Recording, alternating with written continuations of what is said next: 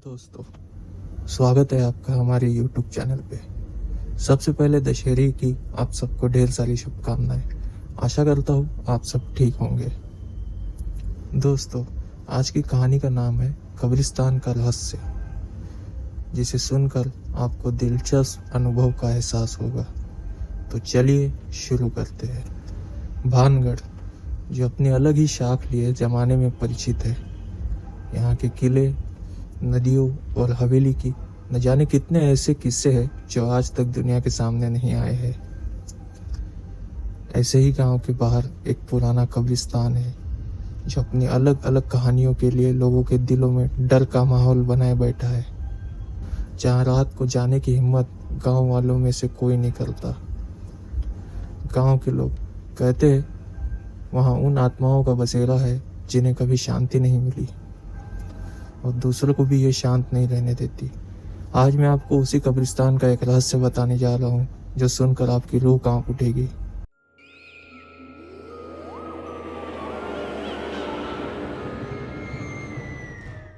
अर्जुन, उसके कुछ दोस्त चाय की टपरी पर बैठे हंसी मजाक कर रहे होते हैं। तभी उनमें से एक दोस्त अर्जुन को कहता है, अरे अर्जुन, तू शहर से पढ़ लिख कर आया है, बता तो भूत होते हैं क्या? अर्जुन हंसते हुए बोलता है, भूत जैसी कोई चीज नहीं होती। हालांकि मेरे घर वाले इन बातों में बिलीव लगते हैं, पर मेरे लिए ये सब अंधविश्वास है। तभी दूसरा व्यक्ति उसे कहता है, अगर सच में हिम्मत है तो गांव की किसी एक भूतिया जगह पर जाकर साबित कर दो, हमें भी पता चल जाएगा भूत होते हैं या नहीं। अर्जुन चुनौती को स्वीकार करता है। वो पूछता है, ठीक है, तो बताओ कहाँ जाना है, मैं वहां जाकर दिखाऊंगा। तो उनमें से एक दोस्त उसे बोलता है, आज रात कब्रिस्तान में जाकर दिखा। अर्जुन जिद में बोल देता है, ठीक है, आज आधी रात को जाऊंगा और पूरी रात वही रुक कर कल सुबह 6 बजे तुम्हें यही चाय पीने मिलूंगा। उसके दोस्त उसे कहते हैं, ठीक है। आधी रात को ठीक 12 बजे अर्जुन अकेला अपने घर से घर वालों से छिपते छिपाते उस कब्रिस्तान की ओर निकल पड़ता है। रात बहुत घनी होती है और उसे ठंड भी लग रही होती है। कुछ दूर चलने के बाद वो कब्रिस्तान में पहुंच जाता है। वहां देखता है चारों तरफ सन्नाटा था। उसके कदमों की आहट मिट्टी में चलते समय गूंज रही थी। वहां वो देखता है कई सारी कब्र वहां होती है, धूल मिट्टी से भरी हुई। कुछ पर फूल चढ़ाए होते हैं तो कुछ टूटी फूटी होती है। अचानक उसे सामने पेड़ नजर आता है और ठीक उसके नीचे एक कब्र भी होती है। वो सोचता है, चलो अच्छा है, सोने का इंतजाम तो हो गया, अच्छी नींद ले लेता हूँ, फिर सुबह भोलाराम की मस्त चाय का लुत्फ उठाऊंगा। पर उसे क्या पता था कि अब उसके साथ आगे क्या होने वाला है।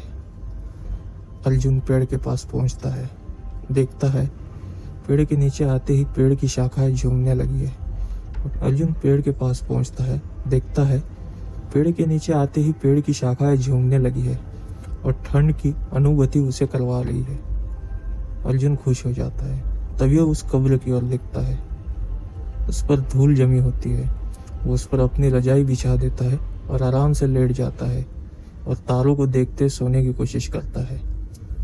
कुछ समय बाद उसकी आंख लग जाती है, पर तभी अचानक किसी औरत के रोने की धीमी आवाज उसे सुनाई देती है। पर वो उसका वहम समझकर फिर से सोने की कोशिश करता है, पर फिर से वही आवाज उसे सुनाई देती है, पर इस बार थोड़ा जोर से। अर्जुन उठता है और अपने आसपास नजर घुमाता है। तभी उसके कब्र के बगल में एक दीपक दिखाई देता है, पर अचानक वो बूझकर टूटा हुआ उसे दिखाई देने लगता है।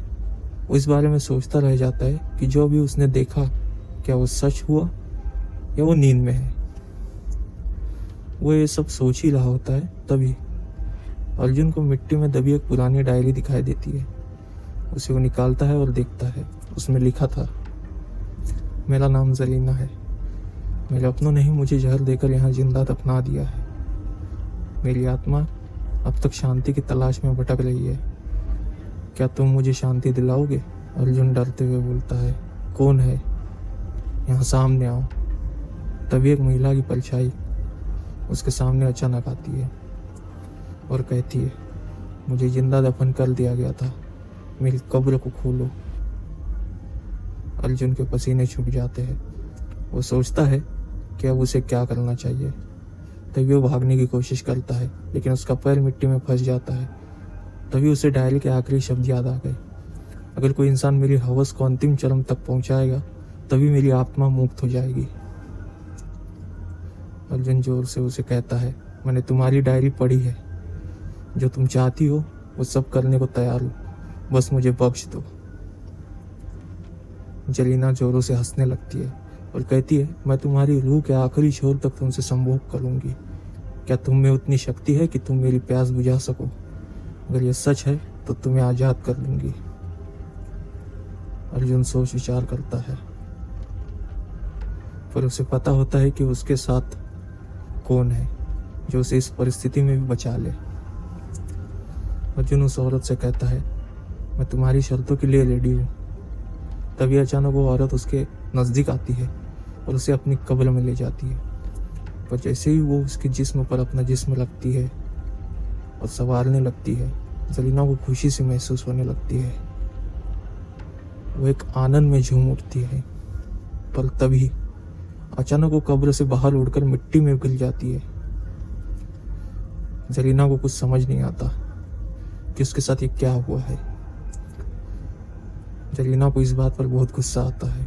वो देखती है कि अर्जुन के गले में भोलेनाथ का पेंडेंट होता है, जो उसे चेतावनी देती है कि उसे निकाल दे। पर अर्जुन कहता है, ये मुमकिन नहीं है। अगर तुम सच में चाहती हो तुम्हें शांति मिले तो उसमें वो तुम्हारी मदद कर सकता है, पर जो तुम चाहती हो वो नहीं हो सकता। जलीना तिलबिला उठती है।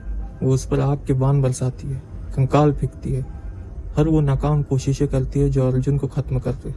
पर आखिर वो अर्जुन की बात पर मान जाती है और कहती है, अगर तुम सच में मुझे शांति दिला सकते हो तो मैं तुम्हारी बात मान लेती हूँ। तभी अर्जुन उसे कहता है, यहाँ मेरे नज़दीक आकर बैठ जाओ। जलीना अर्जुन कहे मुताबिक बैठ जाती है और अर्जुन उसे पूछता है कि तुम्हें जिंदा कब्र में क्यों दफनाया गया था। तो जलीना कहती है, मुझे मेरी हवस यहाँ तक ले आई। मुझे संभोग करने में बड़ा आनंद आता था और मैं रोज़ नए नए मर्दों के साथ अपना लुत्फ उठाती। पर एक दिन ये बात मेरे परिवार वालों तक पहुँच गई और उन्होंने मुझे जिंदा यहाँ लाकर दफना दिया। तभी अर्जुन अपने गले का पेंडेंट निकालकर उसके गले में डाल देता है और अचानक धुएं की तरह जलीना गायब हो जाती है। सुबह जब उसके दोस्त और कुछ गांव वाले कब्रिस्तान पहुंचते हैं, देखते हैं अर्जुन बेहोश पड़ा था।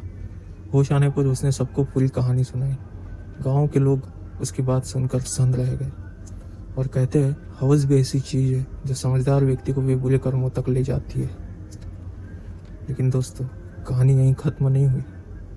अर्जुन घर जाने पर जब उस डायरी को खोलता है तो डायरी के आखिरी पन्ने पर रात भर में एक नया वाक्य लिखा हुआ आता है, अब तुम्हारी बारी है। और डायरी में अर्जुन कैद हो जाता है और कहानी वही खत्म हो जाती है। भारत के एक घने और सुनसान जंगल में एक फॉरेस्ट रेंजर अरुण तैनात था। यह जंगल चारों तरफ से पहाड़ों और नदियों से घिरा हुआ था और वहाँ जंगली जानवरों की बहुत तादाद थी। लेकिन गांव वाले कहते थे, यहाँ सिर्फ जानवर नहीं बल्कि जंगल की आत्माएं भी रहती है। अरुण एक साहसी और निडर इंसान था। वह अंधविश्वासों पर भरोसा नहीं करता था, लेकिन उसकी ड्यूटी ही उसे ऐसी लात की ओर ले गई जिसने उसकी जिंदगी बदल दी। एक रात जब अरुण गश्त पर निकला, उसने अचानक पेड़ों के बीच से किसी की रोने की आवाज़ सुनी। वो टॉर्च जलाकर उस दिशा में गया, लेकिन वहाँ कोई नहीं था। पेड़ों की शाखाएं हवा में हिल रही थी और लगता था जैसे कोई अदृश्य परछाई उसका पीछा कर रही हो। उसने रेडियो पर अपने साथी को संपर्क करने की कोशिश की, लेकिन नेटवर्क बार बार कट रहा था। तभी उसे झाड़ियों में किसी के कदमों की आहट सुनाई देती है। अरुण ने देखा कि थोड़ी दूर एक औरत खड़ी थी, सफ़ेद साड़ी में, लंबे खुले बाल और चेहरा धुंधला। वो धीमी आवाज़ में बोली, तुम यहाँ क्यों आए हो? ये जंगल हमारा है। अरुण चौंक गया। उसने टॉर्च उस पर डाली तो औरत गायब हो गई। डर और जिज्ञासा में अरुण पास की एक पुरानी छोड़ी हुई चौकी में गया। गांव वाले कहते थे कि इस चौकी में पहले रेंजर की रहस्यमय मौत हुई थी। चौकी का दरवाजा अपने आप खुला और अंदर से बदबू आने लगी। अंदर टेबल पर पुरानी ड्यूटी रिपोर्ट रखी थी। उसमें लिखा था, ये जंगल इंसानों के लिए नहीं है, जो यहाँ रुकेगा वो जिंदा नहीं लौटेगा। जैसे ही अरुण बाहर निकलने लगा, उसने देखा कि वही औरत अब दरवाजे पर खड़ी है। उसकी आंखों में खून बह रहा था, चेहरा डरावना हो चुका था। औरत चीखते हुए बोली, तुम भी उसी तरह यहाँ से कभी नहीं निकल तुम भी उसकी तरह यहाँ से कभी नहीं निकल पाओगे। उसने अरुण पर झपटा मारा। अरुण भागते भागते जंगल के रास्ते पर गिर पड़ा और उस औरत ने उसे चीर फाड़ कर वहीं अलग अलग दिशाओं में फेंक दिया। सुबह जब गांव वाले पहुंचे तो उन्हें अरुण की वर्दी और टॉर्च तो मिली, लेकिन अरुण कभी नहीं मिला। लोग कहते हैं आज भी जब कोई रेंजर उस जंगल में ड्यूटी करता है तो रात के अंधेरे में एक औरत की चीखें सुनाई देती है और टॉर्च की हल्की सी रोशनी झिलमिलाती दिखती है। तो दोस्तों, कहानी पसंद आई हो तो वीडियो को अपना प्यार दें, लाइक और शेयर करें।